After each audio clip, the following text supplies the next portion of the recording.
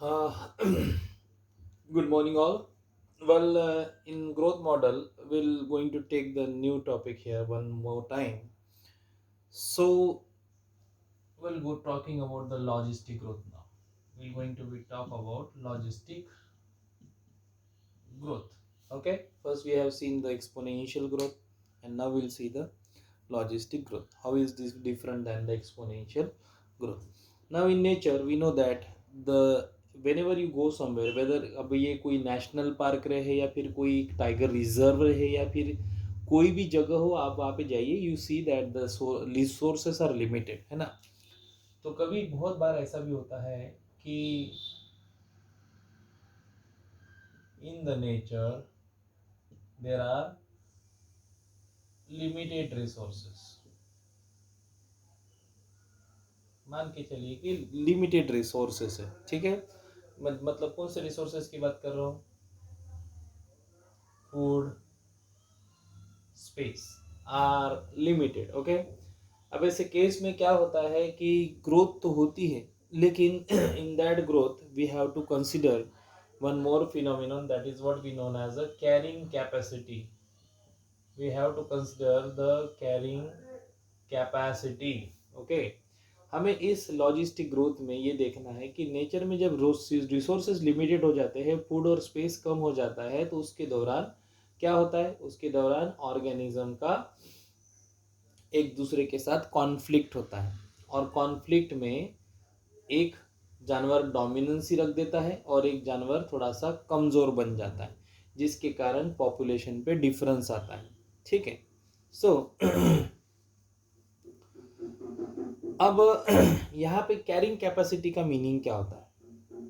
ठीक है, उसके बारे में हम अभी शॉर्ट में जानेंगे, what we mean by carrying capacity. Okay. अब यहाँ पे जो लॉजिस्टिक ग्रोथ में जो हमको कर्व मिलने वाला है, that will going to be the S shape curve. You will going to get the S shape curve. Let's consider that I have this kind of thing, okay, and just understand that how which kind of growth you will going to get, the what kind of graph you will going to have this. Let's consider this will be the graph you will get when you will show the growth models in which we are showing the logistic growth. Well, you can see here the population is steadily increasing. The population is steadily increasing. Can you see here? यहाँ पे देखिए population यहाँ से बढ़ती जा रही और एक टाइम पीरियड आ गया जिसके बाद पॉपुलेशन क्या हो गई? डिक्लाइन होने लग, डिक्लाइन नहीं, स्टेशनरी हो गई, हम ऐसे कहेंगे।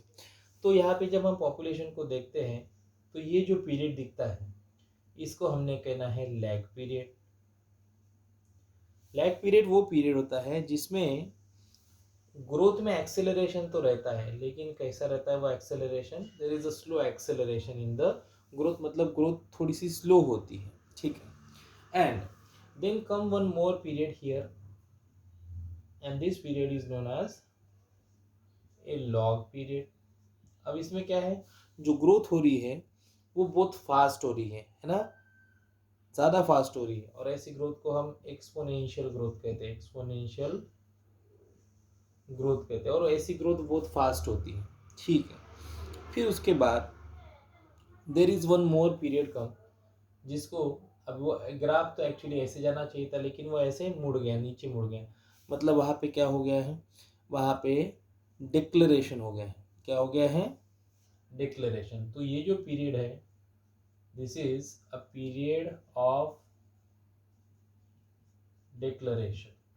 मतलब यहाँ पे जो ग्रोथ है अभी, जो लॉग पीरियड में जो ग्रोथ थी उसके कंपैरिजन में ग्रोथ बहुत ही ज़्यादा स्लो हो गई, और उसके बाद यहाँ पे एक जो ग्रोथ आपको दिख रही है, ये जो ग्रोथ आपको दिख रही है, this is what the steady growth. Will now going to have the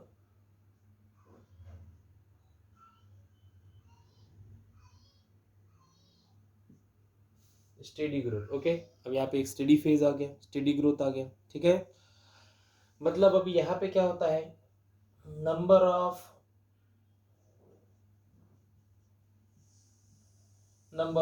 birth and number of death almost same. यहाँ पे नंबर ऑफ डेथ और नंबर ऑफ बर्थ सेम हो जाते हैं, इसलिए पॉपुलेशन में ना तो इंक्रीज होता है ना तो डिक्रीज होता है। और ये जो ग्रोथ का पीरियड होता है इसको हम स्टेडी फेज कहते हैं, या फिर स्टेडी फेज नहीं कहते तो उसको हम असिम्प्टोट कहते हैं। असिम्प्टोट मतलब चेंज न होने वाला पीरियड, असिम्प्टोट भी इसको कहते हैं। तो लॉजिस्टिक ग्रोथ में आपको लैग पीरियड देखेंगे जिसमें स्लो एक्सीलरेशन होगा, फिर लॉग पीरियड आएगा जिसमें एक्सपोनेंशियल ग्रोथ होंगे, and then we having a period of declaration जिसमें साइज पॉपुलेशन का जो साइज है थोड़ा थोड़ा कम होने लगेगा, and finally it will going to be steady for longer time के लिए पॉपुलेशन स्टेडी हो जाएगा। So to mathematically show such kind of growth, we have the formula dn upon dt is equal to, okay, k minus n upon k. K minus n upon k. That will be the mathematical equation to show the logistic growth. अब ये जो k है, ये k क्या बताता है? What do we mean by a k? A k is this k, okay? This k, okay, I'm talking about this k. So what is a k? Let's tell me. The k is basically a carrying capacity, okay? A k is the carrying capacity, we know that. And then this n is the population size, and this is the change in the population size, okay? And that is how the formula we have. Now what we mean by this carrying capacity? What we mean by this carrying capacity? So we know that a stationary phase of a growth curve क्या बताता है आपको stationary phase growth का? कि ये बताता है कि जो पॉपुलेशन डेंसिटी होती है, स्टेडी ग्रोथ क्या बताता है आपको? कि जो पॉपुलेशन डेंसिटी होती है वो अपनी मैक्सिमम कैपेसिटी पे चली गई है, okay, reach to the carrying capacity. Population जो होती है वहाँ पे स्टेडी ग्रोथ आपको ये बताता है, स्टेशनरी ग्रोथ आपको ये बताता है कि पॉपुलेशन डेंसिटी जो रहती है वो अपनी कैरिंग कैपेसिटी तक चली गई है। तो कैरिंग कैपेसिटी क्या हो गई? The carrying capacity refers to maximum number of individuals of population which can be provided resources for healthy living, okay. मतलब क्या है कैरिंग कैपेसिटी का मीनिंग क्या है? कि भाई अगर मेरे पास एक यहाँ पे एक घास का मैदान है, तो ये जो घास का मैदान है ना, मैक्सिमम नंबर ऑफ, मतलब यहाँ पे रहने वाले जो ऑर्गेनिज्म है, ठीक है, मैक्सिमम नंबर ऑफ जो ऑर्गेनिजम्स रहेंगे, जितने भी organism, max to max number of organism जो रहेंगे, उनके लिए जो फूड का जो रिसोर्स रखा गया था, है ना, कितना प्रोवाइड, मतलब जितना पॉपुलेशन है उसको यहाँ पे जो रहने वाला स्पेस है उतना ही हेल्दी फूड या फिर उतना हेल्दी डाइट प्रोवाइड कर सकता है। बस उसकी उतनी ही कैरिंग कैपेसिटी, उतने ऑर्गेनिजम्स को वो उतने एरिया में झेल सकता है, उनके लिए ही इतना प्रोड्यूस कर सकता है। मतलब उस ज़मीन की जो कैरिंग कैपेसिटी है वो एक लिमिटेड नंबर ऑफ ऑर्गेनिज्म को पालने की है। Let's say 100 organism can be survive in this land.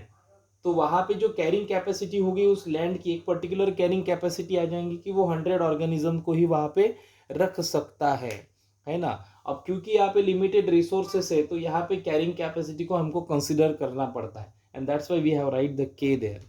Okay, so what is the carrying capacity? It refers to the maximum number of individual of a population which can provide a resources for healthy living। मतलब उतना जगह उतने organism को healthy living देता है, that is what we called as the carrying capacity। It is what we called as the carrying capacity, okay। तो एक given locality में कोई भी एक जगह हो, वहाँ पे कुछ particular number of organism he survive कर सकते हैं या फिर रह सकते हैं, क्योंकि उस जमीन की कैपेसिटी ही उतनी है फूड प्रोड्यूस करने की, है ना, ऐसा इसलिए, ठीक है। तो उसको मैथमेटिकली हम ऐसे शो कर सकते हैं, okay, we can show it by mathematically like this, okay. And now comes to the fitness of a Darwin. ये शब्द तो हमको बार बार सुनाई देगा, fitness by Darwin, okay, fitness by Darwin.